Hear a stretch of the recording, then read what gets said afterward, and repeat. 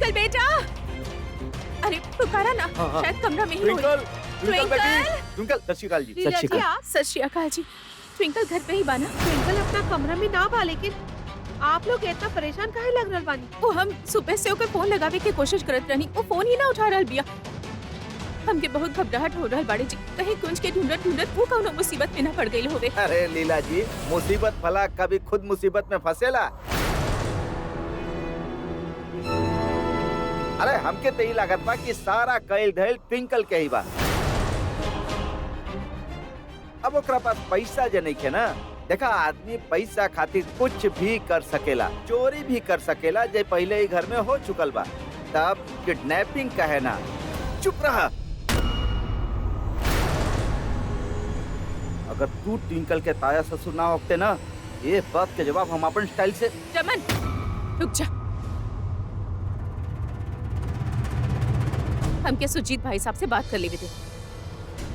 देखिए भाई साहब, हम समझ सके नहीं कि अनीता आपके बीवी बाड़ी और ओकर साथ आपके सहमत होकर लाजमी भी बाड़े, लेकिन आप ना जाने ले, अनीता हमेशा से हमने बेटी के लेके गलत सोचत रहे ले, और जब भी वो हमारी बेटी के खिलाफ उंगली उठैले बाड़े ना, वो अपन मुंह के बल गिरल बा।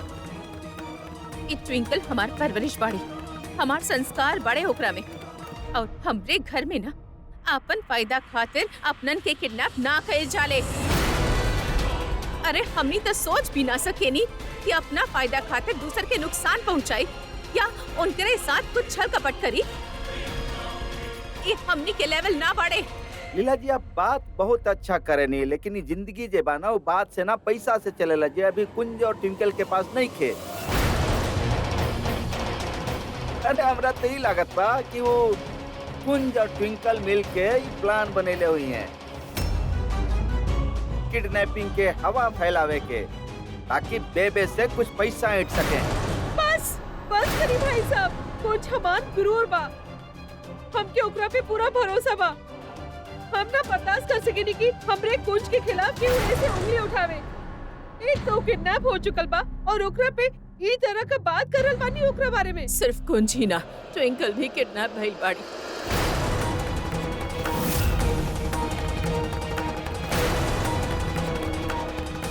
सब हमारी वजह से भइल बा।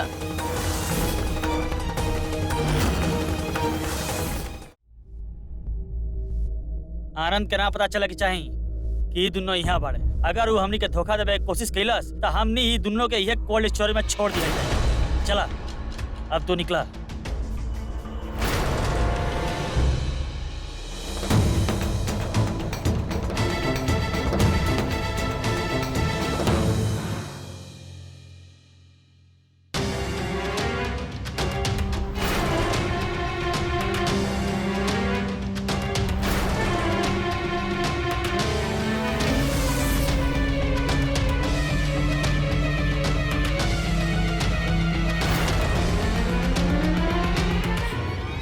कुंज, कुंज, कुंज उठा। कुंज, कुंज, कुंज उठा। कुंज, कुंज, कुंज उठा।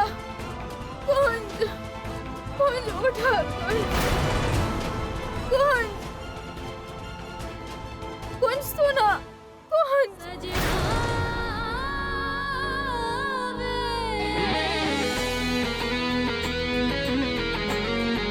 कुंज तो क्या हमारा आवाज सुनाई दे रहल बा? कुंज, कुंज उठा।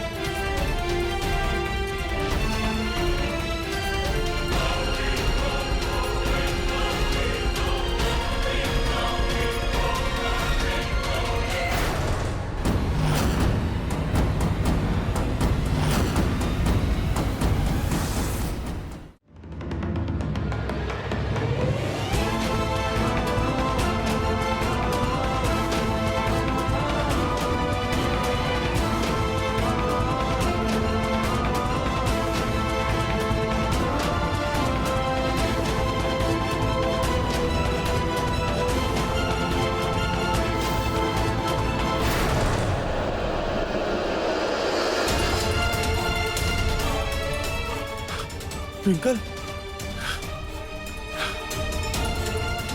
यहाँ कैसे? ट्विंकल उठा। ट्विंकल, ट्विंकल, सुनो, ट्विंकल, कोई बात?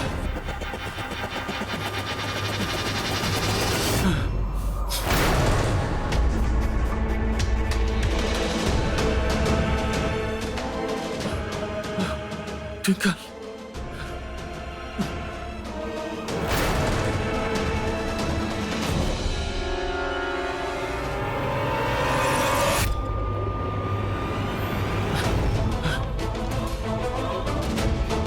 क्यों बा? क्यों बा? ट्विंकल,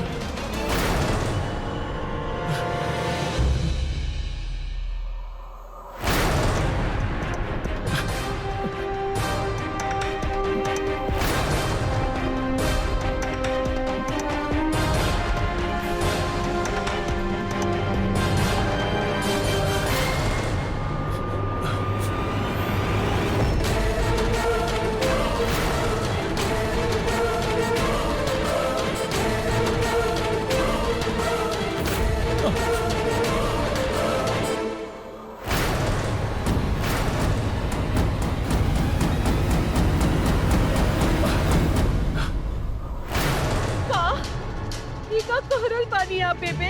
सही कह रहल बानी, हमके आप लोग माफ कर दी।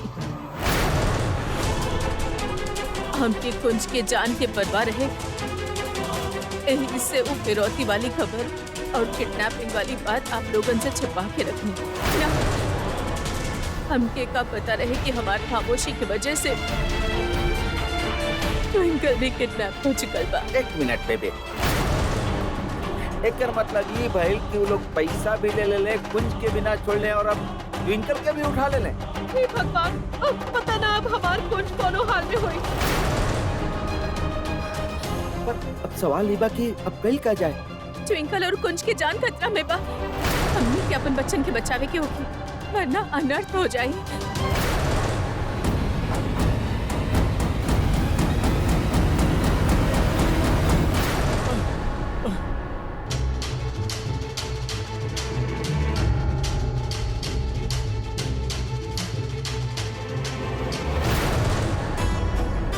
ट्विंकल, ट्विंकल, ट्विंकल उठा। ट्विंकल, ट्विंकल, ओह नो, एकर पल्स होकर जा रहल बा। अगर कि जल्दी होश ना आइल तो क्यों बा? क्यों बा?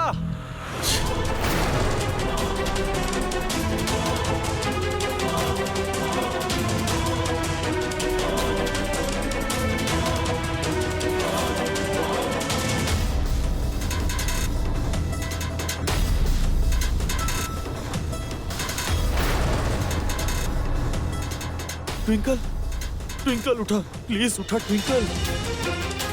ट्विंकल उठा, ट्विंकल, ट्विंकल उठा। इतना नीला पड़ गई बिया, एकर पल्स स्लो बा। ट्विंकल प्लीज होश में आवा। ट्विंकल, ट्विंकल, ट्विंकल उठा please. Twinkle, twinkle, twinkle, twinkle please होश में आओ।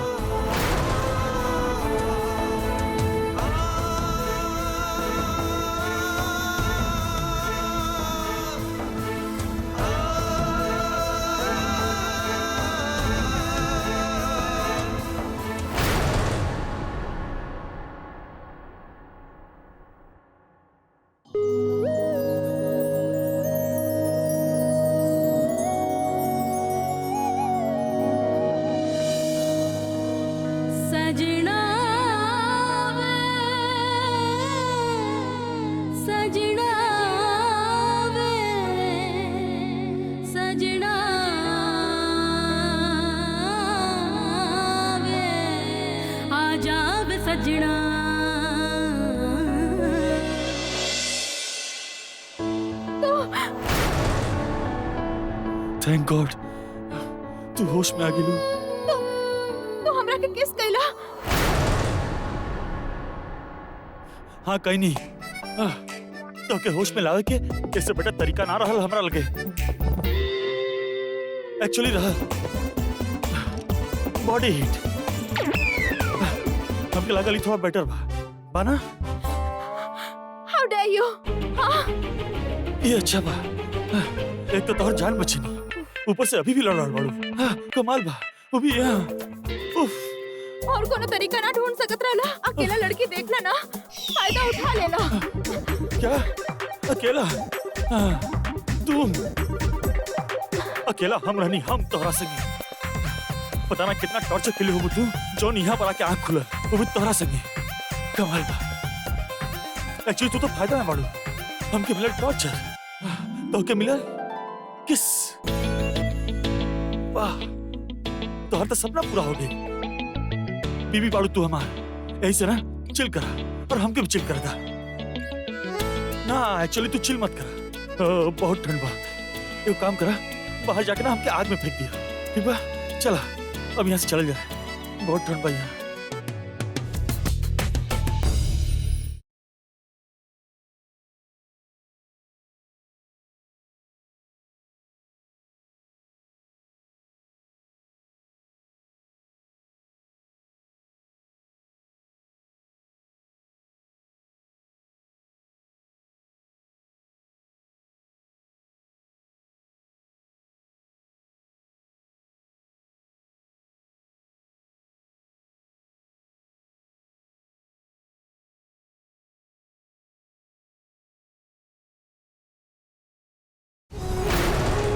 हम खुद कर ले, टच मत करा हमके।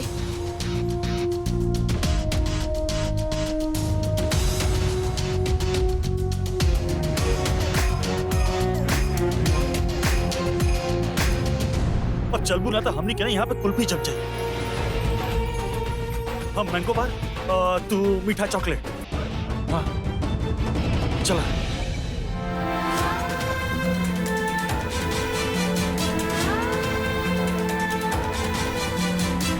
खोला, क्यों बा? खोला।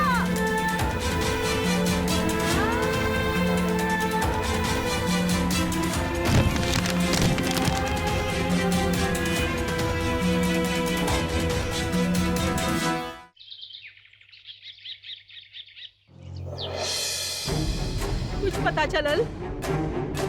ना जब वो लोग के कहीं के देखे, हम भी सब जगह ढूंढ लेनी, बाकी वो लोग के कुछ पता ना चला, कुछ ना। बस अब हम हाथ पे हाथ धरे बैठ ना सके नहीं। हमके कैसे भी करके कुंज और ट्विंकल के ढूंढ के लावे के होई। अब बस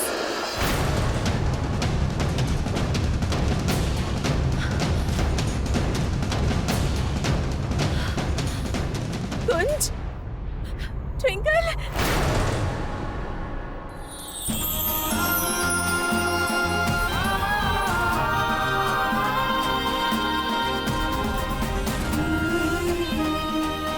कुंज, कुंज, ट्विंकल, कुंज, कुंज बेटा, कुंज।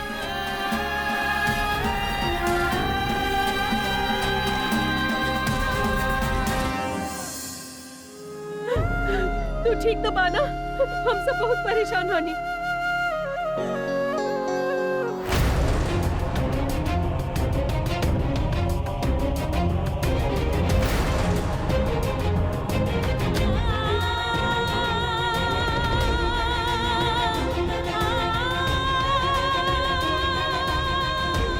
कुंज,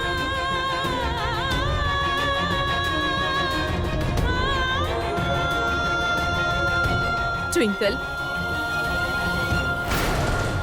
हमके माफ कर दा। ना बेबी, हमार वजह से तू मुसीबत में पड़ गई। ना बेबी, आपके कोनो गलती नहीं है। आप उहे कहनी जे आपके ठीक लागल और आपके तो ब्लैकमेल करल जाते हैं। और का भइल, हम मुसीबत में फंस गई नहीं था। एटलीस्ट हम और कुंज, हमने दोनों साथ तो रहनी ना। और आप हमसे बड़ बानी, बड़ थोड़े ना छोट से माफी मांगे ले। जियत रहा।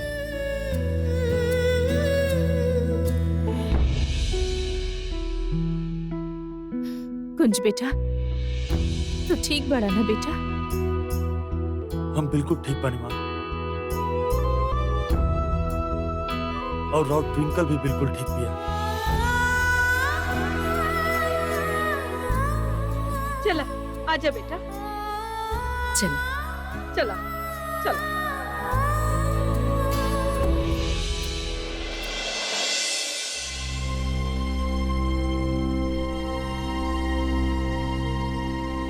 बेटा, तो के किडनैप के कैलस और कहाँ रखल गई रहे तो के?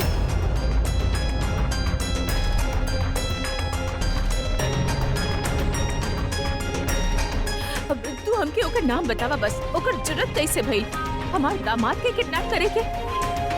बतावा बेटा, के बा ओ किडनैपर? कैसे बताई सबके कि कुंज के किडनैप करे वाला खुद कुंज के बड़ भाई बाड़े, आनंद भैया। हम जानत बानी कि अगर ये बात हम परिवार वालन के बताई तो सबके बहुत ठेस लगी, लेकिन अगर आज हम चुप रह गई तो हम भी आनंद भैया के गुनाह में शामिल हो जाए। झूठ बोलल गलत होखेला, लेकिन उसे भी गलत होखेला सच छिपाई। हाँ आनंद भैया हमार जेठ बाड़े, लेकिन वो गलती तो कैले बाड़े और हम गलत बात के सपोर्ट ना कर सकेनी। बतावा बेटा। माँ हमके नहीं पता कुछ गुंडा रहले पर एकरा पीछे केकर हाथ रहलू। लेकिन बेटा तू दोनों तो सुराग दिखले होगा, कुछ तो याद होई। बाबा जी रिश्ता के जौन भंवर में हम फंस गए बानी आज, हमके डर बाकी कहीं उसे निकले की कोशिश में और रिश्ता ना तबाह हो जाए। लेकिन ए वक्त हमरा पास सिर्फ एक के रास्ता बा, सच्चाई के रास्ता। मुश्किल बा लेकिन हमके यकीन बा कि आप हमरे साथ बानी और माँ भी। याद करा हमके बतावा क्यों के बा? माँ कुछ समझ में नहीं आ रहा, पता ना क्यों काहे ऐसन करी पर कुंज की किडनैपिंग आनंद भैया करवैले रहे।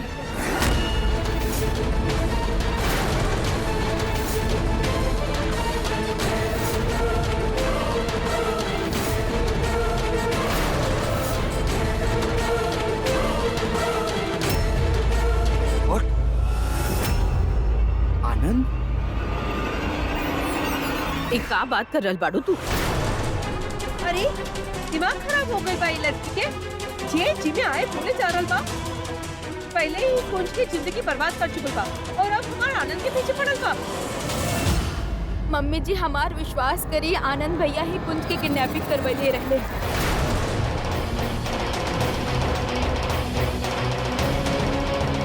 हम जानत बानी कि सच कड़वा बा, लेकिन यह सच बा।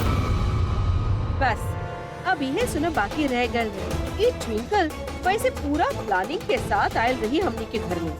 आते ही चेरी के जेल भेजवा देलस, हमार बेटा के पागल कर देलस और आज घर के दूसरा बेटा के किडनैपर बना रहल बा ताकि जल्दी से जल्दी घर में यही के राज हो। वाह का परवरिश दे रे बाड़ू तू अपन बेटी के लीला, का बात बा। तू ट्विंकल तो के समझ में आ रहल बा तू का बोल रहल बाड़ू? आनंद ही घर के बड़ बेटा है, इतना बड़ इल्जाम तू लगा रहल बाड़ू। जरा सोच, जबान से निकलल ई बात तू वापस ना ले पैबू। जी बेबे हम जानत बानी, लेकिन हम पूरा विश्वास के साथ कह रहल बानी कि आनंद भैया ही कुंज की किडनैपिंग करवाई।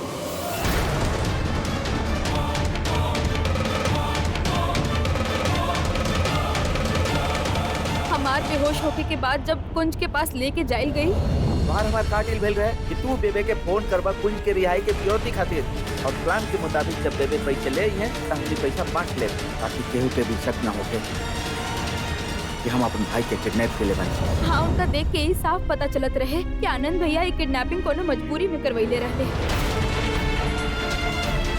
लेकिन वो आनंद भैया ही रहले बेबे। ना ना ऐसा ना हो सकता, हम तो यकीन कर सके नहीं। हमार एक बेटा हमार दूसरा बेटा के तकलीफ ना पहुंचा सकत। वो सिर्फ पैसा खातिर। ट्विंकल तू झूठ बोल रहल बाड़ू। अरे बस कर उषा, ट्विंकल तो के यकीन बा कि आनंद ही सब कैले बड़ा? हो सकेला कोनो गलत फहमी भइल होवे बेटा। ना बेबे हमके कोनो गलत फहमी ना भई।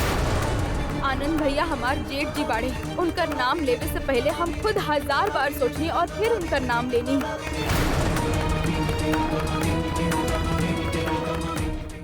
हम 100% श्योर बानी कि वो आनंद भैया ही रहले। ट्विंकल चुप रहो। माँ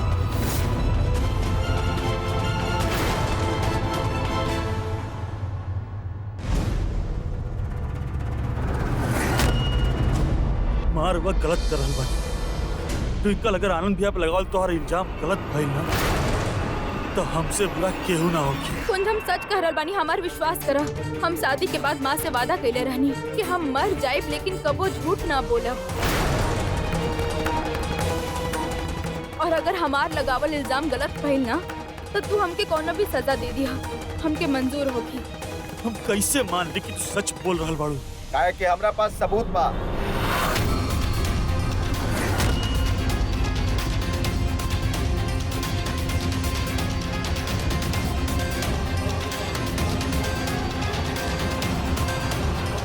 मिसेस ट्विंकल सरना सच बोल रहल बाड़ी। आनंद सरना ही कुंज सरना के किडनैपिंग करवैले बाड़े।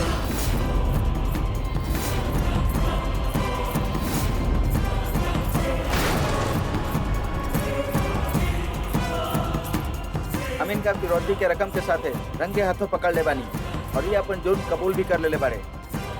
ट्विंकल जी के मदद से ये सब पॉसिबल भइल बा।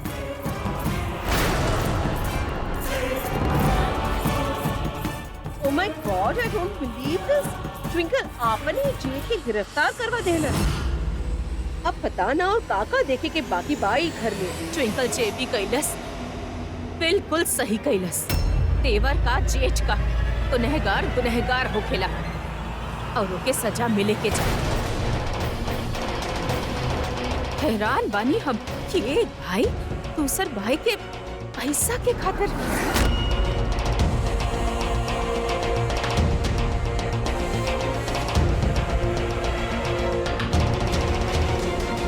आनंद, तू अपन भाई के भरोसा तोड़ला, अपन बेबे के यकीन तोड़ला। इतना बेगैरत हो गई बा तू। अपन बेबे के ब्लैकमेल कैला तू।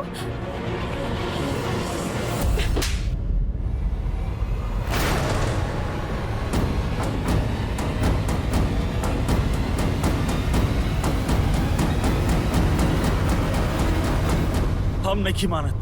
आनंद भी ऐसा कबो ना कर सकेले। जरूर कोनो और बात बा।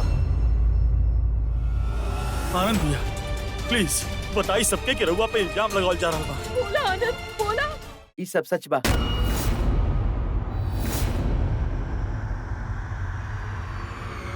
हम ही कुछ के किडनैप करू ले बानी। भैया हमरा माफ कर दे, लेकिन हम अपन मर्जी से नहीं की। थोड़ा थोड़ा पैसा खातिर ताऊजी के सामने हाथ फैलावल, उनकर 10-10 बात सुनल, हम इरिटेट हो गए रहनी भाई। हमरा भी पैसा की जरूरत है। हमरा कुछ समझ में ना आवत रहे कि हम क्या करें। फिर हम सोचनी कि हम तोरा किडनैप करके बेबे से पैसा ले ले।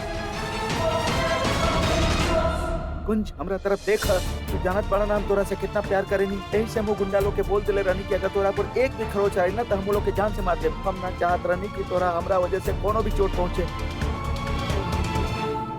हम सबके दिल दुखैनी, सबके गुनहगार बानी। प्लीज हमरा माफ कर दे।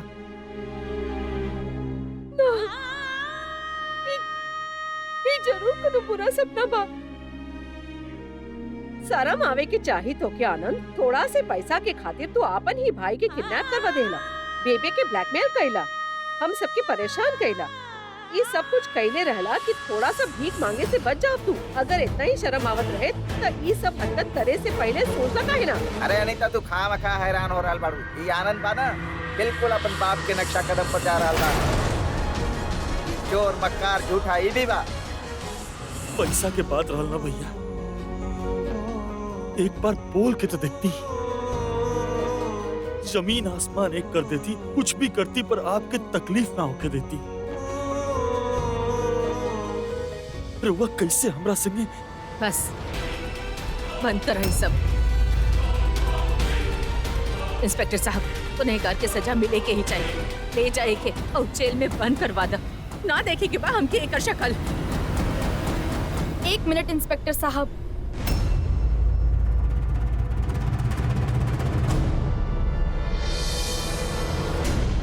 इंस्पेक्टर साहब, हमने के कोनो कंप्लेंट नहीं करे के बाद। हाँ, ये हमने के घर पे मामला बा और आनंद भैया हमने के घर के मेंबर बाड़ी। छोड़ दी उनका। ट्विंकल जी, कानून जज्बात और परिवार से ऊपर बा। ये आदमी के खिलाफ किडनैपिंग के केस दर्ज भइल बा।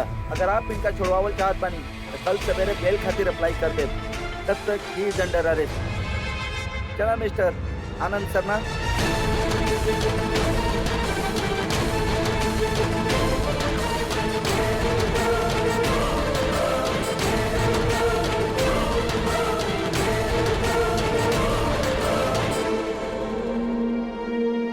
सब रिश्ता नाता प्यार मोहब्बत पैसा के आगे राख हो जाले।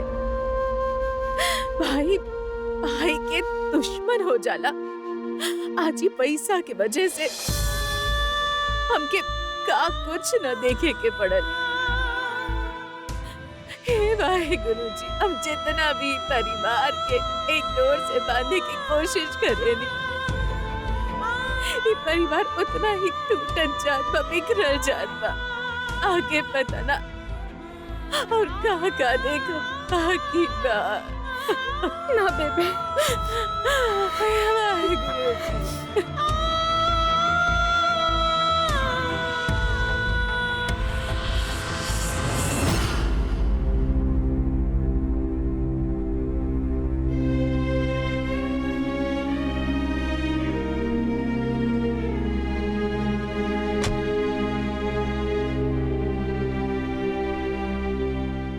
हम ना मान सके आनंद भैया और किडनैपिंग ऐसा ना हो सकेला। हमार बड़ा भाई हमके काहे किडनैप करिया है?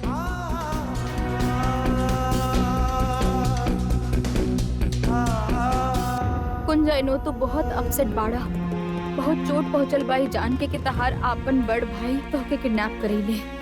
लेकिन तू प्लीज परेशान मत होगा, हमने कल सुबह होते ही आनंद भैया के घर वापस ले आई। वैसे अपसेट तो हमके होके के चाहिए तोहसे। जौन तरीका से तू हमके होश में ले आइला ना, जब भी हम सोच रहल बानी हमार मन कर रहल बा हम तोहके भी बेहोश कर दी। तोहर कभी भी नया चैनल शुरू हो जाला ना, हमके होश में लावे खातिर तू हमके किस काहे कहला? तो कि हमें किस करे के का जरूरत रहे? कोनो और तरीका भी तो ढूंढ सकत रहला ना। अभी तू हमके साइलेंट फिल्म के हीरो के तरह ऐसे लुक काहे दे रहल बाड़ा? कुंज,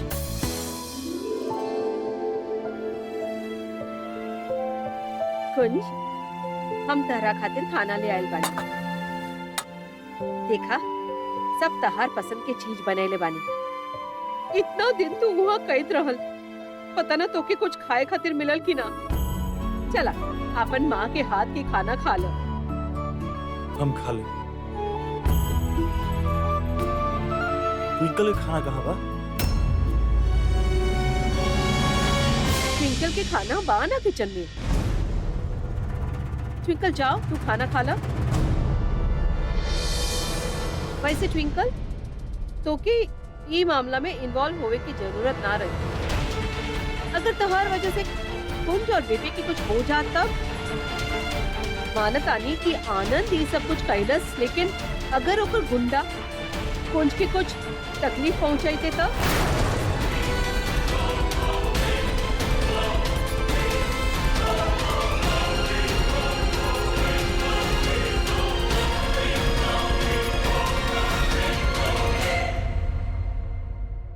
माँ रवा के ट्विंकल से ऐसे बात ना करे के चाहते।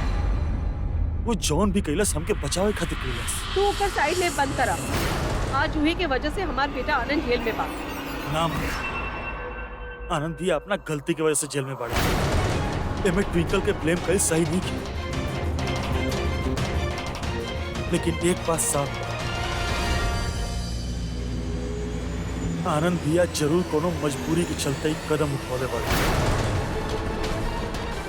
और वो वजह जॉन भी बा।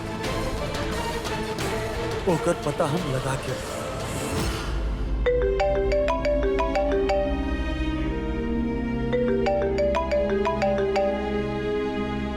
माँ, हेलो माँ।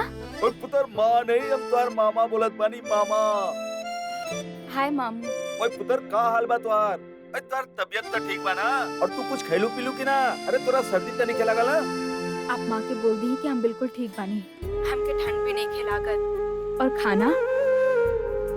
खाना हम खा तो रहल बानी, लेकिन इमे माँ के हाथ के खाना के स्वाद नहीं खे। जे सुकून हमके वो दिन माँ के हाथ के खाना खा के मिलल रहे ना, वो एक खाना से ना मिल पाई। पेट तो भर जाए लेकिन मन ना भरी। आई नो माँ, आप सब सुन रहल बानी, लेकिन आप कुछ ना बोलब। इट्स ओके। हमके पता बा कि आप हमेशा हमरे साथ बानी और आप हमेशा हमरा खातिर बाबा जी से प्रे कर रहल बानी। हमरा खातिर वो है काफी बा। लेकिन पुत्र, इट्स ओके मामू। मामू आज जब माँ हमके हक कैली ना, तो एक पल खातिर हमके ऐसा लागल कि हमके हमार माँ वापस मिल गईली। जौन प्यार खातिर हम इतना दिन से तड़पत रहनी ना, वो उहे कुछ पल में हमके मिल गई। हक के सहारा हम अपन पूरा जिंदगी बिता दे। मामू आप माँ से कहीं कि वो अपन आँख से आंसू पोंछ लेवे। हमके उनकर आँख में आंसू देखल बिल्कुल पसंद नहीं खे। अच्छा मामू, अब हम फोन रखत आनी। आप अपन और माँ के ख्याल रखब।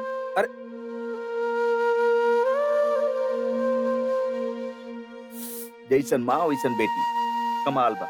मामा फंस जाला बीच में। माँ, हम आपसे वादा कैले रहनी ना कि हम एगो अच्छा बेटी और आदर्श बहू बन के दिखाई, और चाहे कुछ भी हो जाए कबो झूठ ना बोलब। आज ही वादा के वजह से आनंद भैया जेल में बाड़े। कि घर के बड़ बेटा जेल में बा, लेकिन हमके ई भी पता बा कि आनंद भैया जे कुछ भी कैले ओकरा पीछे एगो मजबूरी रहे, और हम वो मजबूरी के पता लगा के रहब। जौन वजह से आनंद भैया अपन छोट भाई के किडनैप करैले।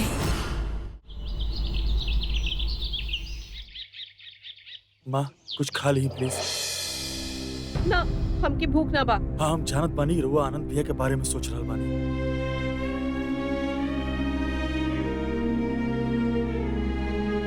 लेकिन माँ रउआ सिखौले बानी ना, जौन भी हो जाए खाए से कभी नाराजगी ना करे के चाहिए। जौन भाई लोग के थोड़ा देर खातिर भूल जाए और ली खाना खाए। हम आनंद के वजह से ही ना कर रहल बानी। सच में हमके भूख ना बा। और वैसे भी जे अपन छोट भाई की किडनैपिंग करवा सकेला, ऐसे बेटा के बारे में सोच के तो हम अपन वक्त जाया कर रहल बानी।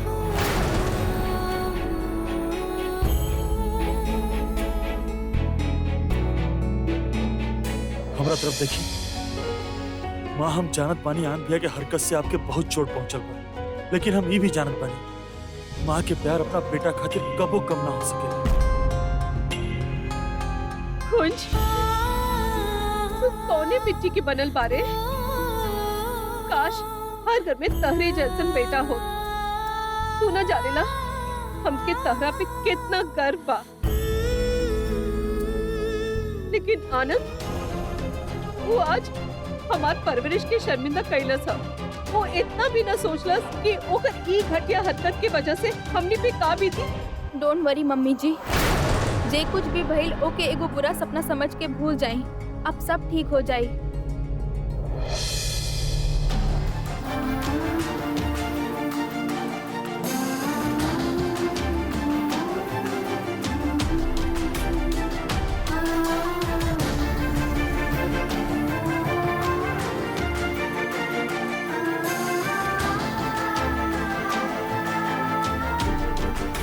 आनंद भैया रउआ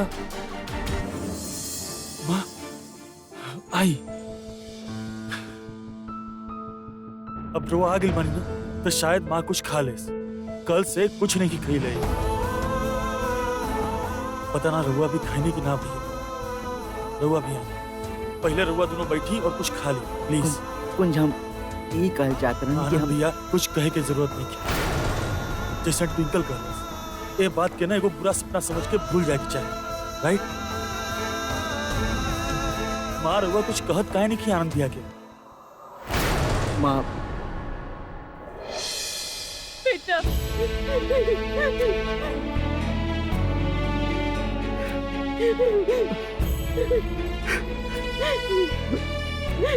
देख लेहलू उषा रानी, जे लड़की के तू हमेशा डांटत रहेलू, हमेशा एमे खामी ढूंढत रहलू, कबो एक के बहू माने खातिर तैयार न रहलू, आज यह लड़की तोहर चेहरा पर मुस्कुराहट ले आइल बा।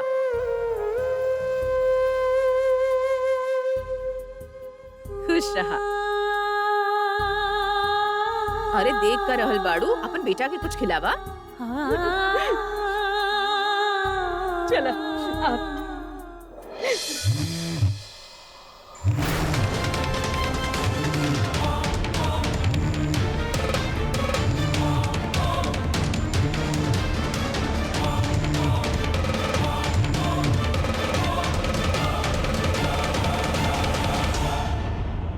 ये भइल ना बात।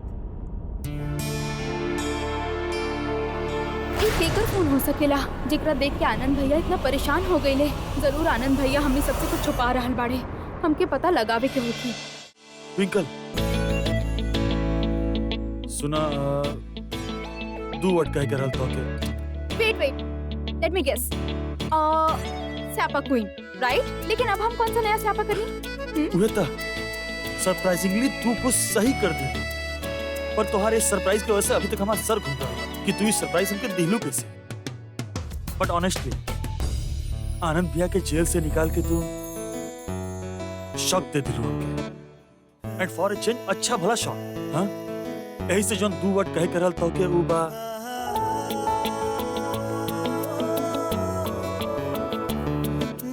Thank you.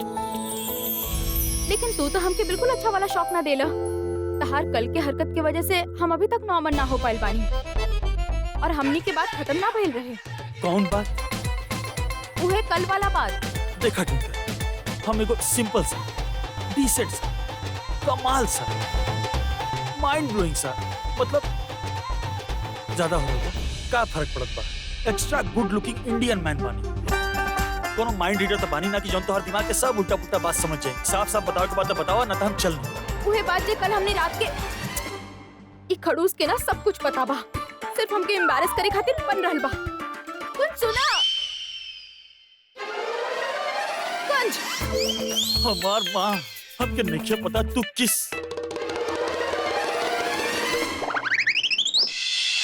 के बारे में बात कर रहा बड़ू। उहे किस जे तू कल हमके कइले रहला, और जौन बारे में हमनी कल रात के बात करत रहनी। काहे कइला तू हमके किस? होश में लावे खातिर, और कोनो तरीका ना मिलल तोहके। हम तोके जवाब दे चुकल बानी, और तहार उस स्टूपिड जवाब हमके मंजूर ना बा। तोके मंजूर नहीं किया। चल ठीक बा, तोहरा खातिर नया जवाब मन रहल हमार, तो कर देनी किस। व्हाट? मिस्टर कुंज सरना, तोके इतना तो पता होगी कि कोनो लड़की के किस करे से पहले ओकर परमिशन लेवे के पड़ेला। ऐसे ना कि मुंह उठैला और किस कर देला। हो गई ये बात ना हमसे बेसी के और ना समझ सकेला बाय द वे। और कैसे परमिशन लेती, काहे के परमिशन पे होश पड़ा रहलू तू? एक मिनट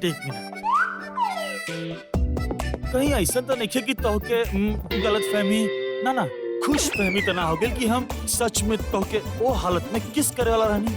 हमके का पता, हम तो बेहोश रहनी। और तू बाड़ा भी तो अजीब, कभी अचानक अच्छा बन जाला, कबो ऐसे वियर्ड बिहेव करेला। हम वियर्ड ना, तू वियर्ड, तोहर दिमाग वियर्ड। लाश पर बोल रहा बानी, माने के बात माना और नइखे माने के तो भी माना। हम तोहके होश में लावे खातिर किस के लिए रहनी। अगर किस ना करती तो तू तो मतलब Whatever.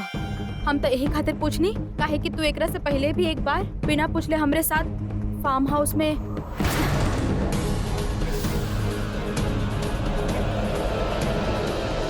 हम सोचले रहनी ट्विंकल की रेप करब और सारा इल्जाम तोरा पे डाल दे ताकि तू दोनों के रिश्ता रुक जाए। और ट्विंकल तोरा से नफरत करेला।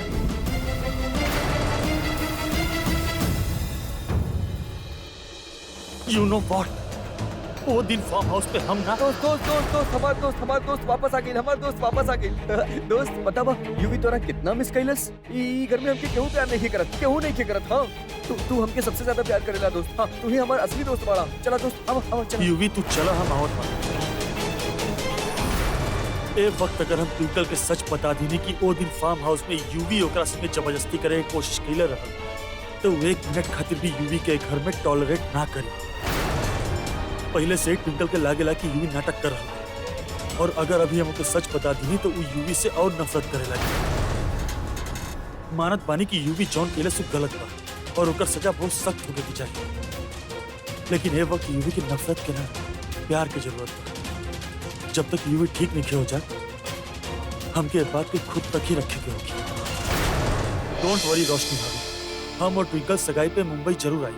वहाँ सिट के ढूंढ के सगाई रोके मेरा और मदद भी कर रखत बनी।